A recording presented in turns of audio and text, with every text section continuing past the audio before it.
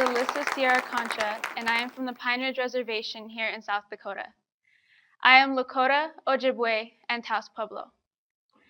I am here to give you a face to the news articles and stereotypes you may have read or heard about Native Americans. In today's society, being a young Indigenous woman is definitely a unique journey, and I am here to tell you my story. The following are some of the negative statistics that dominate the mainstream press coverage of my people. Native Americans make up about 2% of the nation's population. We are a true minority. The Indian Health Services reports concluded in 2009 that 20% of Native American adults were in dire need of drug and/or alcohol treatment.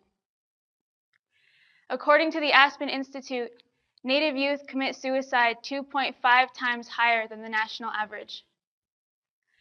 The Oglala Lakota College reports that over 60% of students on the Pine Ridge Reservation will drop out of high school, and 1 in every 100 will graduate from a 4-year college. The Department of Justice reports that 1 in 3 Native American women will be raped. From the moment I entered school in kindergarten, the weight of the negative expectations loomed over my head, even though I didn't know it at the time. In middle school, I attended an elite private school, and that's when it hit me. The undeniable differences between me and the entire student body. I was one of 2 natives in the entire school, which ran from 6th through 12th grade. I felt like I wasn't good enough to be at a school like that. I was surrounded by kids who had a lot of things handed to them. I saw their gorgeous houses, and for the first time in my life, I realized that I wasn't upper class. For the first time, I truly realized that I was a minority in a sea of lighter skin tones, most of whom had privileges I never expected and had expectations laced on them that I never imagined. I was different. I came from a different culture and background. But was I less? I certainly felt like less. Although my peers never explicitly acknowledged it, there was a clear divide between me and them. I was less than. I couldn't identify with my peers because their childhoods were vastly different from mine. I have seen drugs and alcohol consume my relatives, and as a child, I was powerless to stop it. They suffered from a disease that I grew to fear to this very day. They coped with their past demons through drowning themselves, drink after drink. It transformed those I loved most into strangers I hardly knew, and it scared me. As a young child, I found myself wondering which version I would see that night, the one I knew and trusted, or the one I had no idea how to talk to. I struggled with my identity and why I couldn't relate to anyone around me. I had completely lost sense of who I was, and I felt disconnected. So my mom and I then decided it was time for us to move to the reservation. It was time for us to go home. And for high school, I moved to the reservation, and I finally belonged. I was around kids who actually understood me. We all struggled in one way or another, some more than others. I vividly remember the afternoon standing in my school library when I heard the news of a friend committing suicide that day. We had our first 3 classes together, and I considered texting her when I didn't see her, but I didn't. Everyone's voices dulled to a silence. I couldn't hear anything but my own thoughts. Why didn't she talk to me? How could I not have noticed? What were even the last words she said to me? I look back on that day and I still wonder if anything would have been different if I had reached out. Almost 7 years later, and the guilt still overwhelms me. I have felt the guilt of losing a friend to suicide, but for most of my life, I have struggled with an entirely different level of guilt. It has taken me years to finally accept that what I had experienced really wasn't my fault. Sexual violence is a painful subject and often ignored because it's an uncomfortable topic to address. However, it's an unfortunate reality many women are forced to struggle with. 1 in 3 Native women will be sexually assaulted.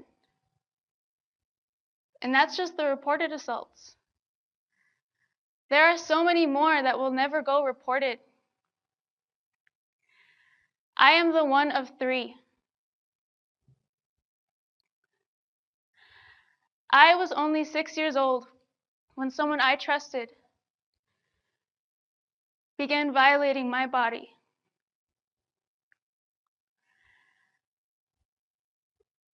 I lost my innocence that day, that moment it began. It silenced me for months. I withdrew into myself, and to this day, I still have trouble finding the courage to genuinely be myself. At 15, I swallowed a bottle of painkillers prescribed to me with no intention of waking up again. I had cuts carved into my arms when I was admitted to the hospital. Many don't understand the amount of power depression has over the mind. It had taken my soul by force and completely tore me apart. I looked into my future, and I saw none. I had fallen so deep into darkness that I saw there was no way out except escaping. I almost became one of the negative statistics that others use to define my community. Recovering, I was forced to piece myself back together at 15, and I found my way through prayer and my culture. I began going to traditional ceremonies more and talking to Tunkashila, which is the Lakota language for the Creator. I owe my healing to my culture, to my people. I found my strength through the love of my family and the power of my spirituality. I was faced with depression and suicide all while in high school, which is a hard time for many. The low graduation rate amongst Native Americans is apparent in all our minds while going through school. I went to high school knowing of the expectation that I would drop out. But I beat that statistic and graduated from high school with a full-ride scholarship to college.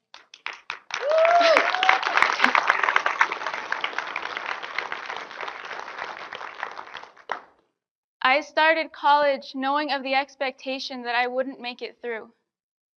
But I am now in my 3rd year, almost done with my bachelor's degree.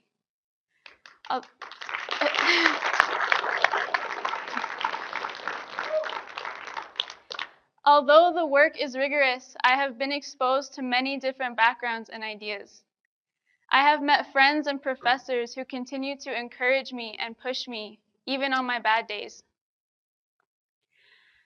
This past school year, I have had some especially awful days. I was raped by a complete stranger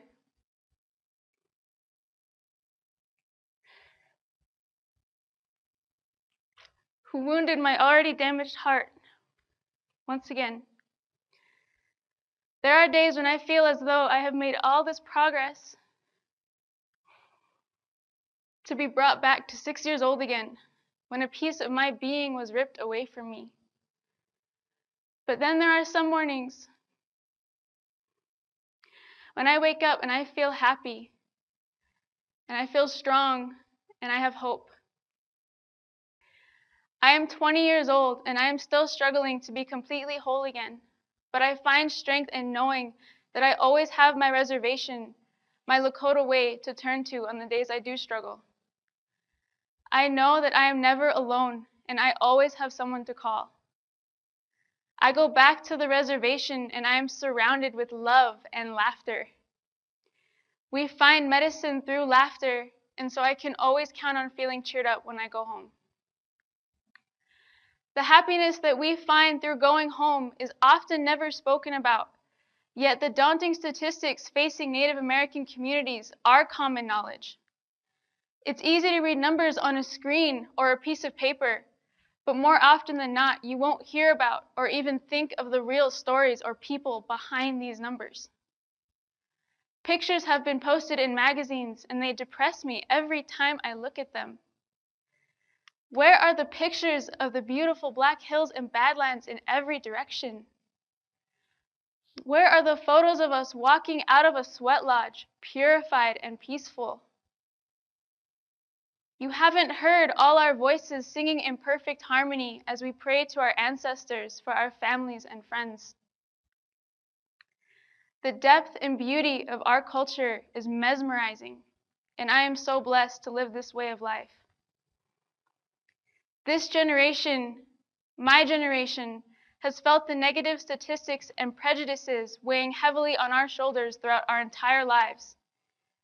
Certainly, I have seen friends suffer through depression, the loss of friends, addictions, and worse. I have held my sister as she cried when she lost her friend to suicide, just as I did a few years before her. I have cried for my family members who could never break free of their addictions. But I have also hugged my classmates when we graduated from high school, so excited for our bright futures ahead of us. The path I walked has humbled me, and I look back on what I have experienced, and I am grateful. I have infinite support from my close family who continue to build me back up when I don't have the strength to do so myself. And my journey doesn't end here. When I graduate with a degree in secondary education, I will go back home to the reservation to teach. And I plan on incorporating our language and culture into my classroom to emphasize the importance of how we're a unique and beautiful people.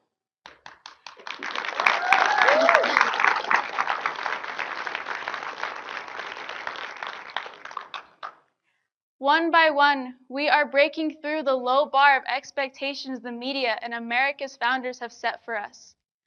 We are facing the problems of our people head on. More and more Native Americans are going to college and using their higher education to help their communities.